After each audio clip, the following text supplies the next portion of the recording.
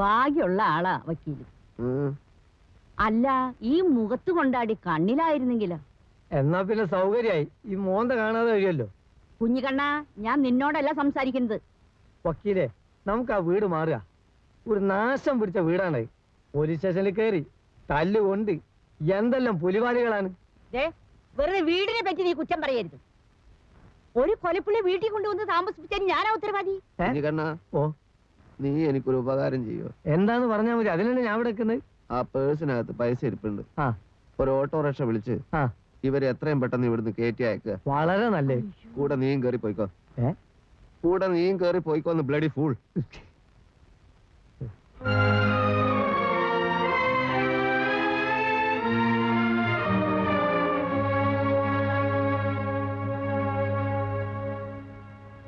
എന്താ ഉണ്ടായത്?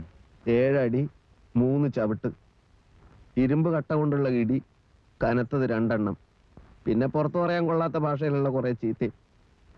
ഇത് വെറും അഡ്വാൻസ് ആണത്രേ. ആരാ ഇത് ചെയ്തത്? പിടിക്കുന്നതിന് മുമ്പ് മേൽവിലാസം ചോദിച്ചില്ല. എന്തായാലും നാളത്തെ അവാർഡ് ഫംഗ്ഷന് ഞാൻ വരാം.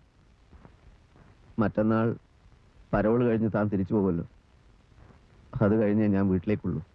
ഇവിടെ കുറച്ചുകൂടെ സേഫാണ്. വക്കീലെ, നമുക്കിനി ഒരുപാട് കാര്യങ്ങൾ ചെയ്യാനുണ്ട്. ഞാനിപ്പോൾ ഗീതയെ കണ്ടിരുന്നു.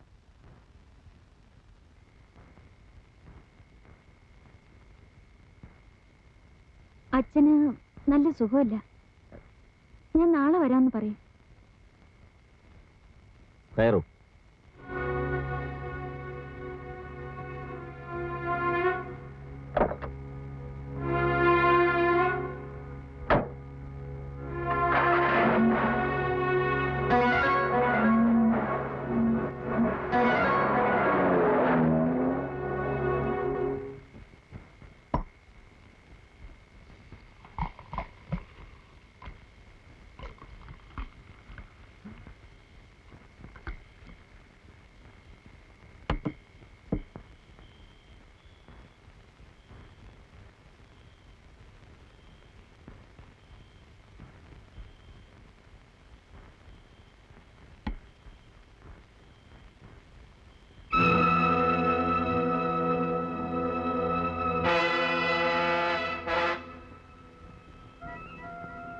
ഇത്രയും കാലം കൂടെ നിന്നിട്ടും നിനക്ക് ഞങ്ങളെ മനസ്സിലായില്ല.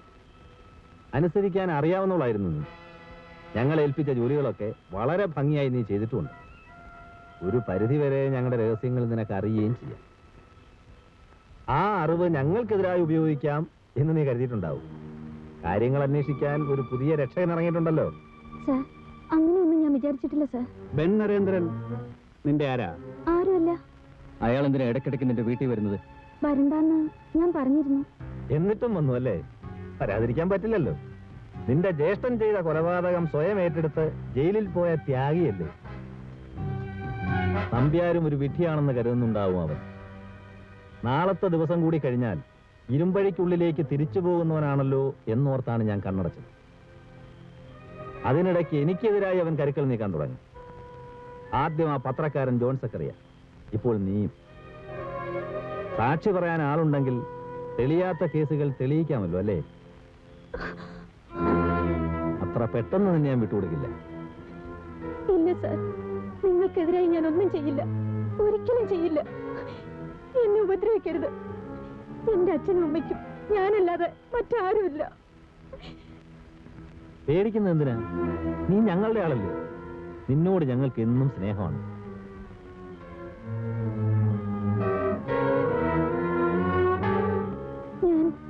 ഞാൻ പോട്ടെ സർ.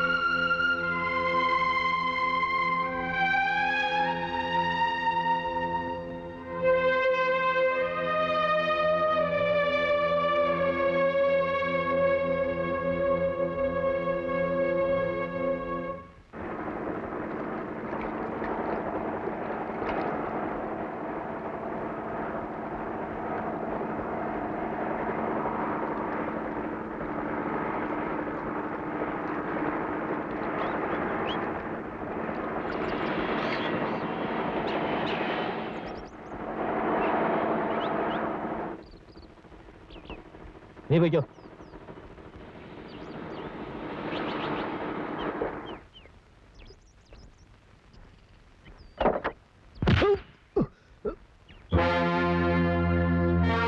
ഞാൻ തന്നെ ബെൻ നരേന്ദ്രൻ.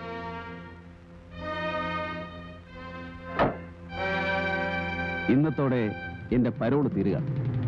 തിരിച്ചു പോകുന്നതിന് മുമ്പ് നിങ്ങളെ ഒന്ന് കാണണമെന്ന് തോന്നി.